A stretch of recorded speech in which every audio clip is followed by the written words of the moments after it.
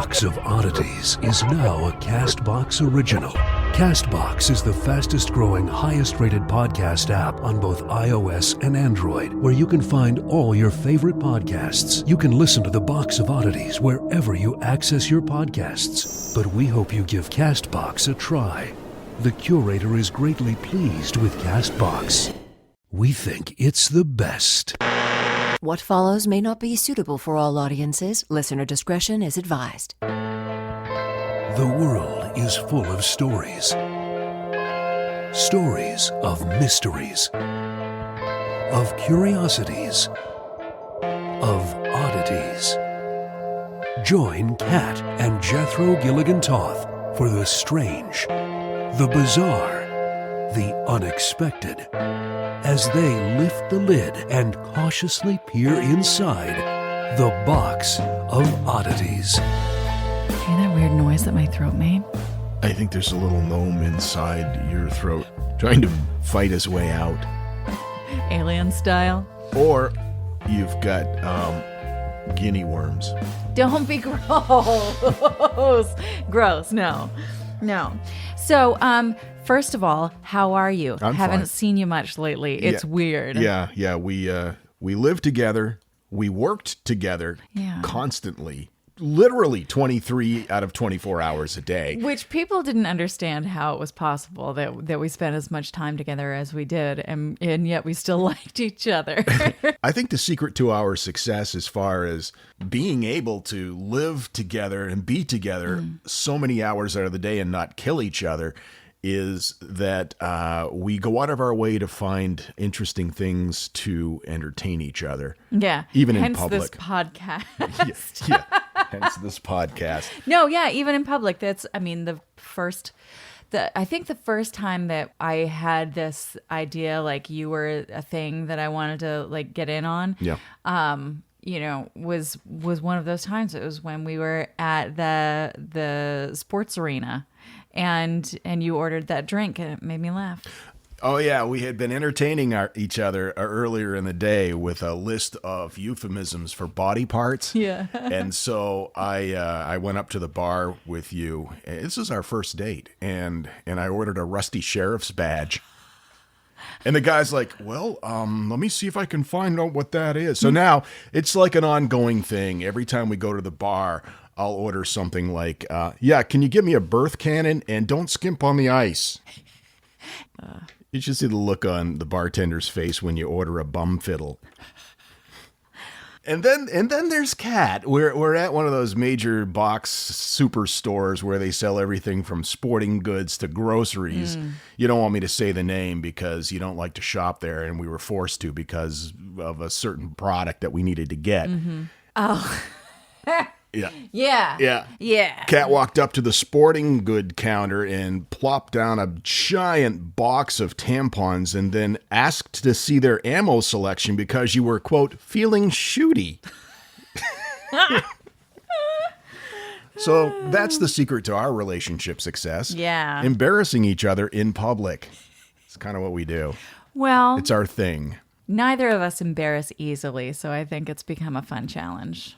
Curator at theboxofoddities.com. Hit us up. We'd love to hear from you. Of course, social media. You can send us messages anytime. We love getting messages. Facebook, Instagram, Twitter, Goodreads. That's it. Is it? Yeah. Okay. I go first this week. Imagine living in, say, like the late 1800s. And I don't like it. You don't like it already? Yeah, it's going to be dark. Imagine, I don't know, not feeling well, going to bed, and then waking up and it's pitch black, and you find that you can't move. Oh, no. You can't move around. You're restricted, and the air is really stuffy, and it smells like a freshly tilled garden.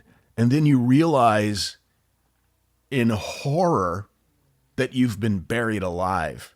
Premature burials were a thing, quite a common thing, into the early decades of the 20th century. Yeah, we touched upon this very briefly a little while ago. And may I just interject by saying, Yeah. Yeah, you have a real thing. Well, you tend to be a little claustrophobic. I am.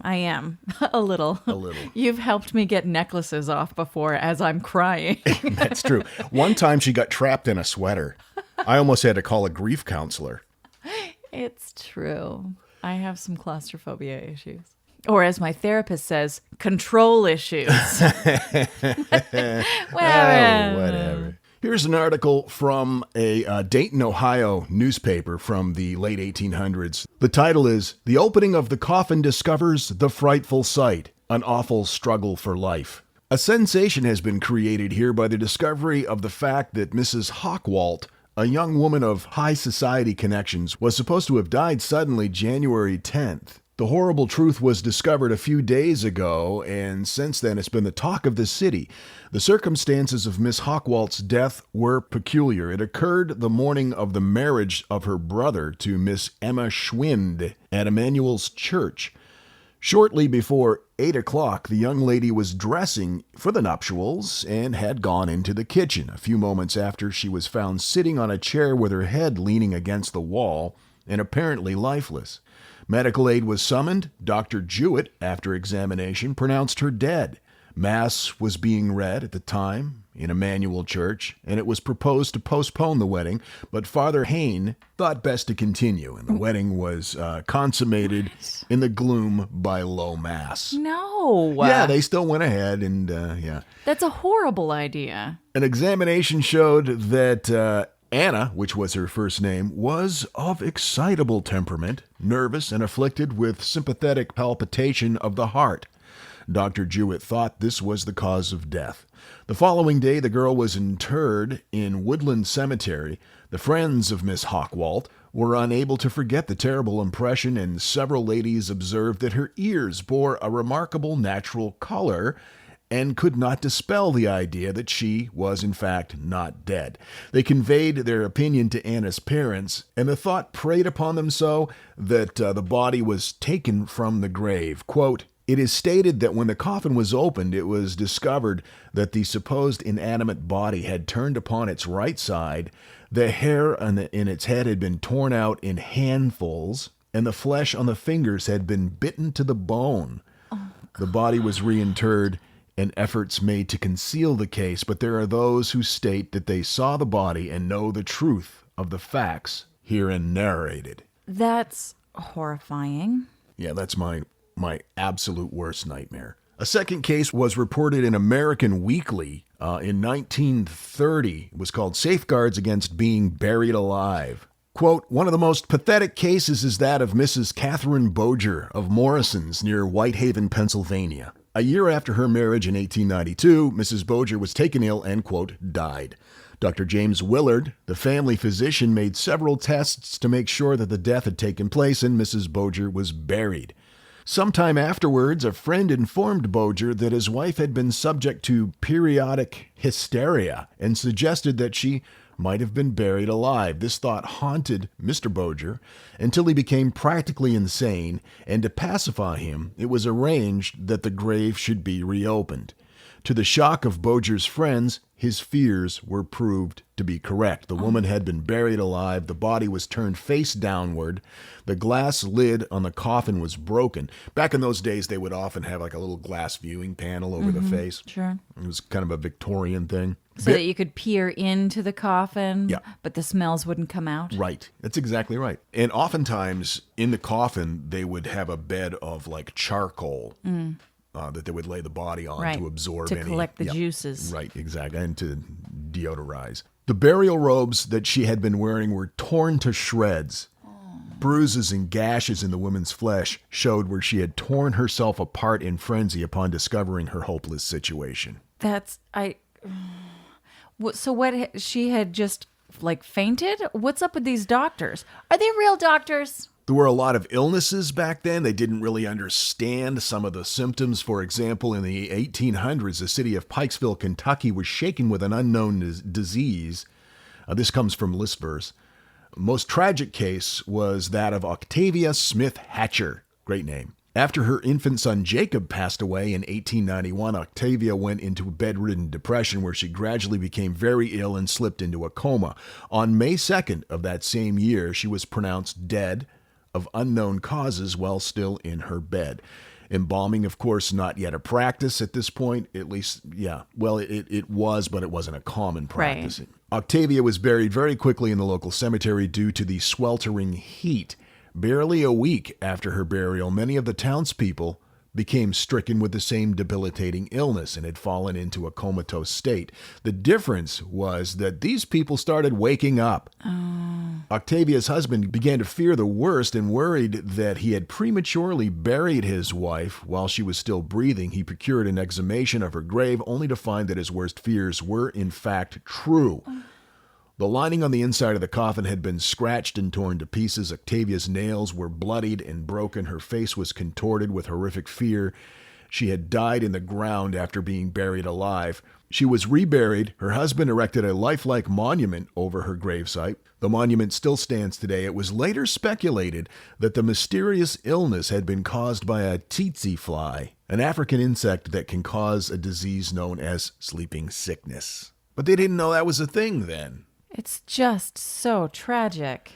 And the feelings of just the hardcore, heavy feelings that have got to come with that idea that you buried your spouse alive. Oh my God. Oh my God. If I buried you alive, I don't think I'd make it. It's called taphophobia, the fear of premature burial. It reached a fever pitch at the end of the 19th century and the early part of the 20th century. No, I'd say I'm in a fever pitch right about now. It's horrifying. That's why I want to be cremated. I would rather be cremated so much earlier than you were supposed to than to wake up in a coffin. Since, embalming is a common practice, of course, it doesn't happen with quite the frequency that it did in the 1800s and early 1900s. According to Strange Remains, physicians of this era depended upon their senses to detect a pulse or respiration. So when patients had an illness like cholera that could mimic the stillness of death, there was always the possibility that somebody could be buried alive. And so people took great precautions during this time. This is one of my favorite things ever, is when I learned about one of these precautions. The first things that started happening were special requests that were written into wills to make sure that they were in fact dead. Mrs. Brown, in her will from July of 1912, said, "If I shall die in England, I shall be buried with my parents in Kensal Green Cemetery in grave number 27,366. I expressly request that my executors take every precaution against my being buried alive, and for this purpose I direct them to allow a full and sufficient time to elapse between my death and my funeral, and that my body be examined by experienced surgeons who shall see to it that my veins are opened before my body is committed to the grave." Good call. Not my favorite thing, though. No. Next, go. A Baltimore physician's obituary stated that Dr. Charles F. Hauser died on Wednesday. In his will, he had stipulated that his heart would be cut out, viewed, and then restored to its place in the body, and then the body be cremated. That was in 1891. This is also a great plan. Still not the thing, though.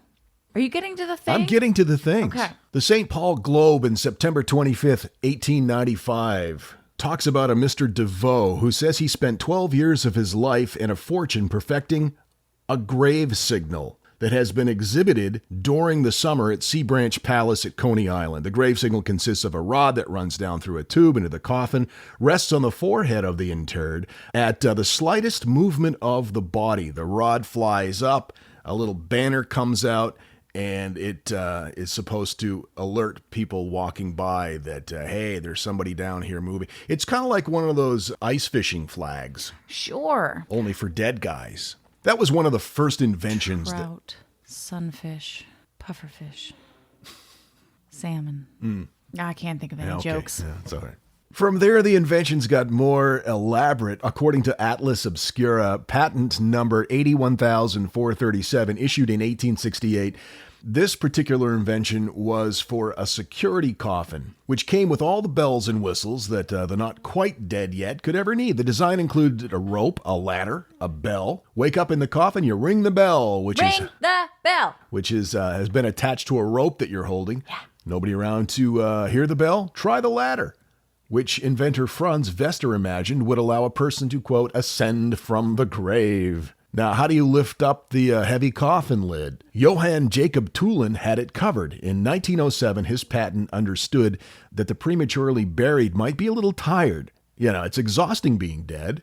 Sure. And he incorporated easy open lids that the presumed dead person wouldn't have to struggle with for freedom. He designed this tailor-made, self-reliant opening mechanism. With the slightest bit of exertion, it would spring open. It was a spring-loaded coffin door. It doesn't make any sense because it wasn't the door that was the problem, right? I mean, it's the dirt that's been piled upon it. I think this was more for like above-ground burial vaults. All right. I mean, it's not a bell. Gail Bedell's 1887 design came equipped with an air pipe that would be opened if there was movement in the coffin. It also featured an electric alarm apparatus which emits an audible sound when the air pipe is engaged. His patent application noted that the air pipe could be made of any kind of decorative material. Now, our fear of being trapped in an untimely burial plot isn't just a lingering 19th century fascination. No. As recently as 2013, designs for coffins and instruments that claim to prevent premature burial have been submitted for patent approval. But there haven't been like cases though, right?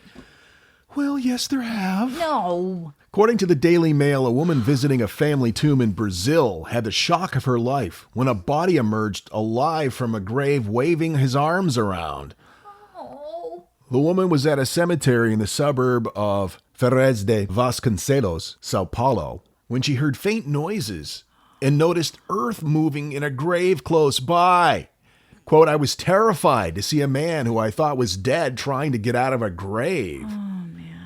He had his head and his hands out, and he was moving his arms around, trying to get out. The woman first ran away screaming, but returned, then called emergency services. Well, that was kind of her. Who found a half-buried man in a plot of earth. She claimed that when she called police, they didn't believe her. Well, no. Of course. Accused her of wasting their time and playing a joke. They kept questioning me, asking, are you serious? This is a joke, isn't it? Eventually, unable to convince the authorities, she went to the cemetery office to plead with them to confirm the police that her discovery was real. Now, this is not the same type of burial. It's believed that what happened was the man was a former city hall worker, was involved in a fight in another part of the city where he was badly beaten by his attackers until he passed out.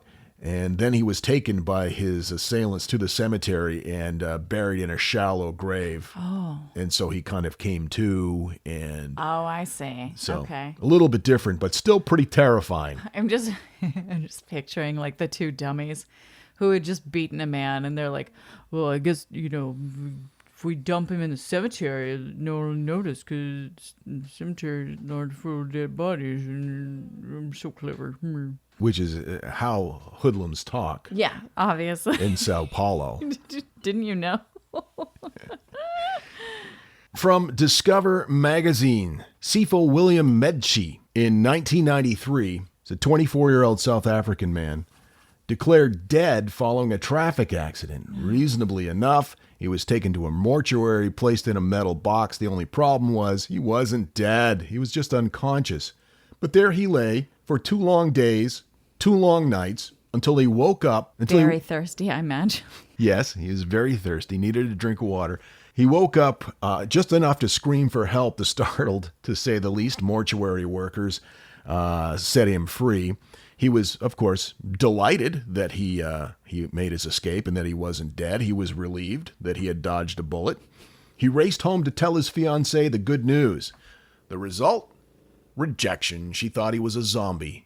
And he wasn't able, I guess, to talk her out of it. So ever? Did they break up? I guess. Oh, that's sad. But, I mean, that seems unreasonable. You can do better. What was his name? Wilman? Sifo William Medchi. Melchi. It's a hard word to pronounce because it has a bunch of consonants back to back. Mark? M-D-L-E-T-S-H-E. Medlshi. I'm just going to call him Billy, if that's okay with you.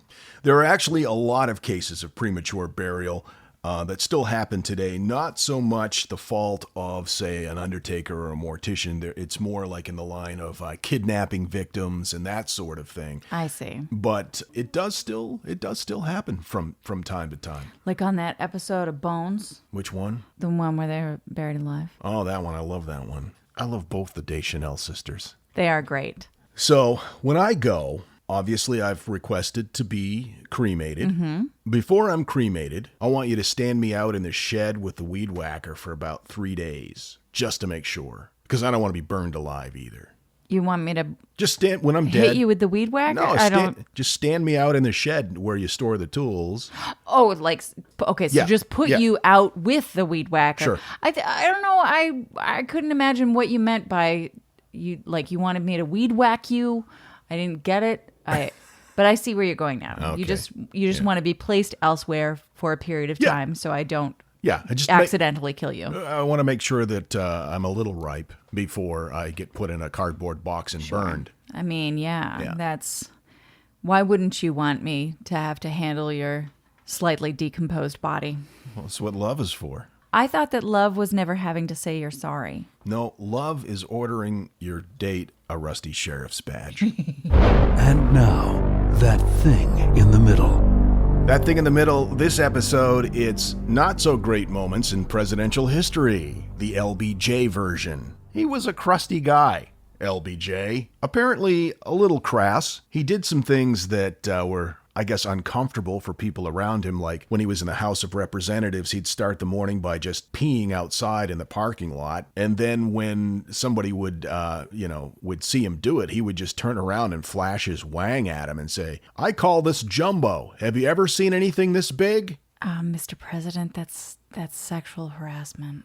Yeah, and apparently there were a lot of female secretaries that witnessed this over the years. Yeah. He also allegedly had crude habits where he would, according to one of his aides, scratch his ass, quote, deeply. Oh. He'd pick his nose, and then he'd drape his arm around you. He would fart during hearings. Just let him rip. Oh, Lord. Oftentimes, he would interrupt a meeting and go into, to the bathroom, and he would request that his aide come in with him, and he'd sit there into the bathroom? Yeah, he would sit there on the toilet just taking a dump, dictating to his hapless aide standing by, thinking, "Oh no. Oh, good Lord, why did I have to get into politics?" When he was the president, he was at LBJ Ranch in Texas, and he asked Secret Service to pull over so he could relieve himself. According to one historian, one Secret Service man was standing near him and felt warm water on his leg. He looked down and he said, "Mr. President, you're urinating on me." And Johnson's response was, "I know I am. It's my prerogative." Well, that's just rude. One time he was ordering pants. This is one of my favorite things ever. And we've got the audio of him ordering pants. This came from the presidential archive. This is real. This is not fake. This is LBJ ordering pants in his own crass style. Mr. Hager? Yes, this is Joe Hager. Joe, is your father the one that makes clothes? Yes, sir. We're all together. You all made me some real lightweight slacks that he just made up on his own, sent to me 3 or 4 months ago. It's a kind of a light brown and a light green, rather soft green and soft brown. And they're real lightweight. Now, I need about 6 pairs for summer wear. I want them half an inch larger in the waist than they were before, except I want 2 or 3 inches of stuff left back in there so I can take them up. I vary 10 to 15 pounds a month, so leave me at least 2.5 to 3 inches in the back where I can let them out or take them up. The pockets, when you sit down in the chair, the knife and your money comes out, so I need it at least another inch in the pockets. Now, another thing, the crotch down where your nuts hang is always a little too tight. So when you make them up, give me an inch that I can let out there, because they cut me. They're just like riding a wire fence. When I gain a little weight, they cut me under there. So let's see if you can't leave me about an inch from where the zipper ends, around under my back to my bum hole. so I can let it out there if I need to. Yeah, because you don't want pants riding up into your presidential bunghole. That's not good. Something about the way he speaks reminds me of my dad, but my dad would never pee on you. If you laid all our boxes of oddities end to end, you'd have, well, a lot of open boxes. You know, all laid end to end. This is the Box of Oddities. All right, my turn. Have you ever felt like you were not in complete control of your own destiny? That and my bowels, often. So, okay, have you ever felt like you were not in complete control of your body? Yes. Yes, I have. Are you familiar with alien hand syndrome? Yes. Okay. I am fascinated by this. Alien hand syndrome is the feeling that one's hand is possessed by an outside force that is not within one's control. You can go to YouTube and you can see videos of people who suffer from this affliction. And This is not phantom limb syndrome. No. Where somebody has a limb amputated and they still feel the pain in that limb even though it's gone. No. This is something entirely different. yes, it's much more Evil Dead. The syndrome typically arises after trauma to the brain, like brain surgery or after a stroke or an infection of the brain. A person with the alien hand syndrome can feel sensation in the affected hand, but thinks that the hand is not part of their body or that they have no control over its movements. And it essentially feels like it belongs to or is acting under the control of someone else. And doesn't always have your best intentions in mind from what I've heard. No. Its most famous portrayal was in Stanley Kubrick's 1964 masterpiece, Dr. Strangelove, which I think is hilarious because you're familiar with The Stranger, Yes. which is where you sit on your hand for a long period of time until it goes numb and then you masturbate. Right. Yeah. So I mean, I've heard. I'm somewhat vaguely familiar with that concept. So Strangelove, Stranger, Alien Hand. Alien hand job. So the afflicted person may sometimes reach for objects to manipulate them without wanting to do so, even to the point of having to use the hand they can control to restrain the alien hand. That is crazy. While under normal circumstances, though, as intent and action can be assumed to be deeply mutually entangled, the occurrence of alien hand syndrome can be usefully conceptualized as a phenomenon reflecting a functional, quote, disentanglement between thought and action. I just had a thought. Go. Do you think that President Johnson had alien hand syndrome and that's why he was always waving his wang around in the parking lot of the House of Representatives? Had alien Wang syndrome. What? That's a thing. I feel like I have alien wang syndrome. Where was I? Okay. Alien hand syndrome is best documented and most often documented in the cases where a person has had two hemispheres of their brain surgically separated. And that is sometimes happens because they need to relieve the symptoms of extreme cases of epilepsy or epileptic psychosis. It also sometimes occurs, as I mentioned, after brain surgery, stroke, infection, tumor, aneurysms. Severe migraines have triggered alien hand syndrome. The hand movements are not spastic or convulsive. It's not like a tic. It's not like in the case of Tourette's or Like a spasm or... right. Yeah, right. It's purposeful and coordinated. Individuals who suffer from alien hand syndrome typically explain that the hand seems to be controlled by someone else. Normal movements, such as picking up of objects, touching of the face, dressing or undressing, are all characteristics of alien hand syndrome. I saw a documentary on this years ago where a guy couldn't stop punching himself in the face. Yeah. He just couldn't stop it. Yeah, there was one of the videos that I watched was a woman who did not realize that she had alien hand syndrome until she had set up home security cameras in her home. And she was reviewing one of the videos and she saw herself doing things with her hand that she did not realize she had done or had been doing. That has got to be the creepiest feeling ever. And all of a sudden, it occurred to her that her sister had mentioned on several occasions, like, why are you doing that? What are you doing with that thing? You know, her sister had mentioned it to her several times, but she just brushed it off because she wasn't doing anything. Right. And very often, those who do realize something's going on complain that these regular hand actions are unintentional, unwanted, unexpected, and sometimes unpleasant, like punching yourself in the face. So there are different ways that you can be afflicted with alien hand syndrome, and those seem to align with the different ways that you might become afflicted with alien hand syndrome. So the different parts of your brain that are affected by, let's say, a stroke might create a slightly different, dare I say, style of alien hand syndrome. Like it would create different symptoms or... Sort of, yes. Some, again, it's hard not to use the word style, but some styles of alien hand syndrome seem to be more destructive than others, seem to be more anti what the hand owner's brain wants. And so there's those that believe that alien hand syndrome, in those cases, is connected to a somewhat of a multiple personality disorder.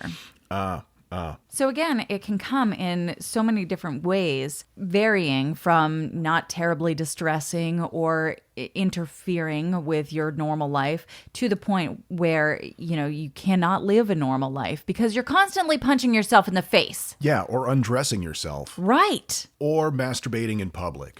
There are those that deal with what's called the frontal variant form of alien hand. And that patient has difficulty with voluntarily releasing objects from their grasp. So they may not notice that they've picked something up, but when they do, they can't let it go. They can't drop it. They have to take their other hand, peel back their fingers in order to let go of that object. That's amazing. And that reminded me of another video I saw. I don't know if it was in the documentary, it was just a YouTube video that I came across where a woman taking a knife out of a drawer against her will, and she'd pull the knife out of her other hand, or with her other hand and put it back in the drawer, and the alien hand would go back and grab the knife again, and it was just this ongoing thing of her taking the knife and putting it back and taking the knife and putting it back. Right. That's got to be terrifying. Absolutely. In some circumstances where they were recording the studies of alien hand syndrome, they would set the subject up with letter blocks and tell them to like spell out a word or create a shape with the letter box. One of their hands would be working toward that goal, and the other hand would be purposefully flipping the blocks over or taking one of the blocks out and just kind of like putting it behind their back. Or spelling fuck. Like that time that we were at one of those discount stores and they had all those coffee mugs with letters on it, and we arranged them all so that they said poop. Remember that? That was fun. That was maybe, we could have, if we'd gotten caught, we could have said it was alien hand syndrome.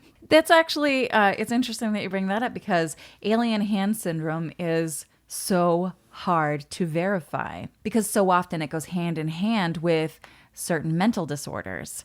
And so if you have something else going on, is it your hand working independently against you, or mentally are you dealing with something else claiming that your hand is working against you when really it's just you have a mental disorder? That is definitely, it's got to be like a gray area because how?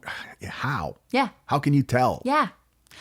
The first known case described in the medical literature appeared in a detailed case reported Germany in 1908.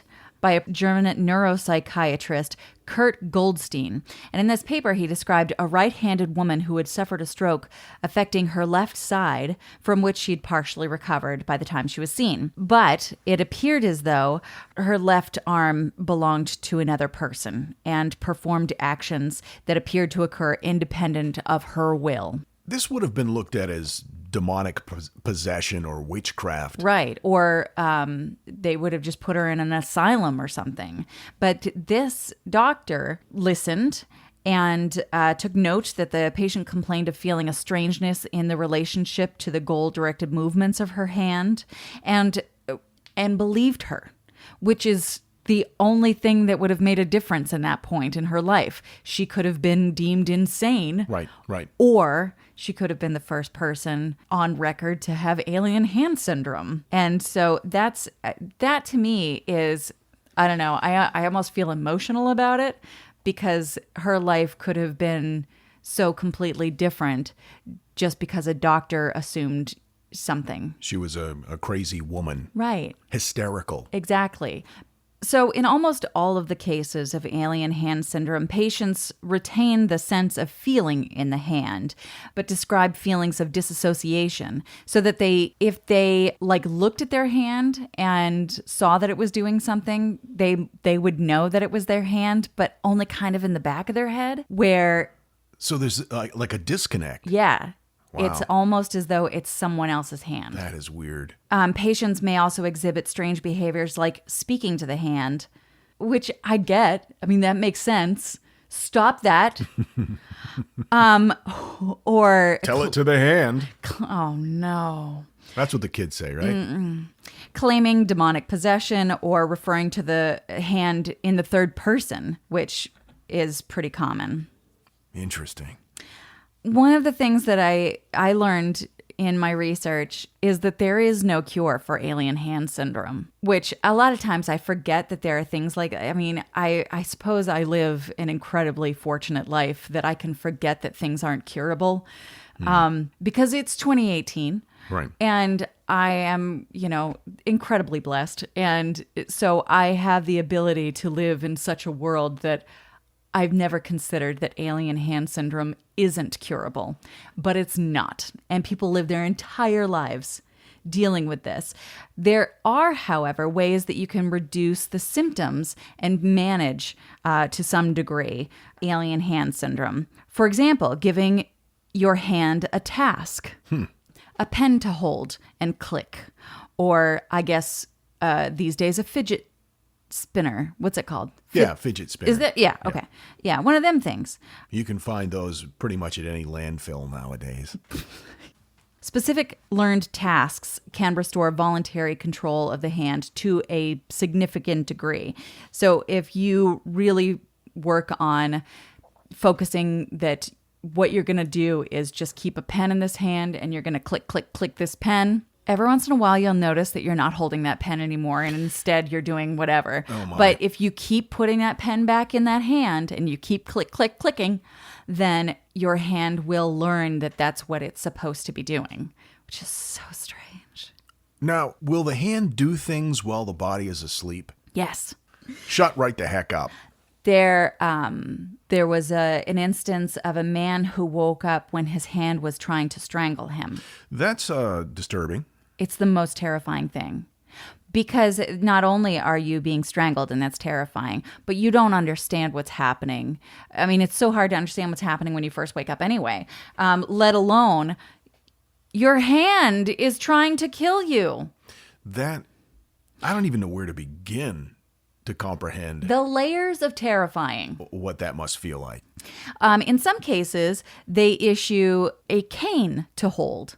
So the person with the alien hand syndrome doesn't actually need a cane for anything, but they teach the person to walk with a cane so that their hand is occupied. Could it be a jaunty walking stick? Oh, it could absolutely be a jaunty walking stick, 'Cause sir. I want one of those. That's going to be my thing. That and a pork pie hat. I'm a pork pie hat man. Other techniques that have worked for individuals include wedging the hand between the legs, slapping it, warm water application, which I have only seen to induce urine during sleepovers. Again, maybe that's what LBJ was doing. Maybe. He was peeing on his hand and just got some on the Secret Service guy by mistake. I wonder if anybody ever meddled with his presidential erection. You just can't move past LBJ's wang. No, not many people could, apparently. He called it jumbo. Excuse me, sir, you're blocking the aisle. Yeah. Anyway, that's alien hand syndrome.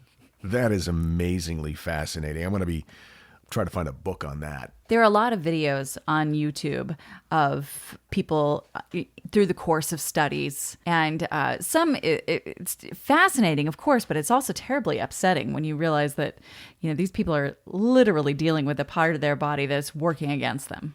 That's horrifying. I feel like the world's working against me as it is at times. I don't need body parts in cahoots, if you know what I mean, if I'm not being too subtle.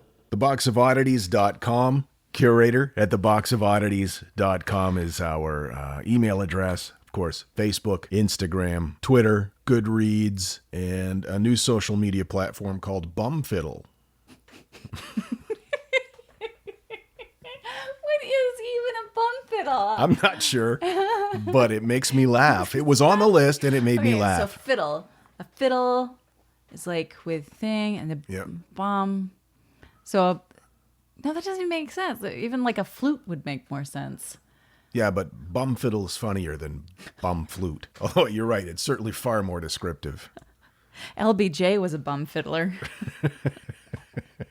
Digging deep. That's the word.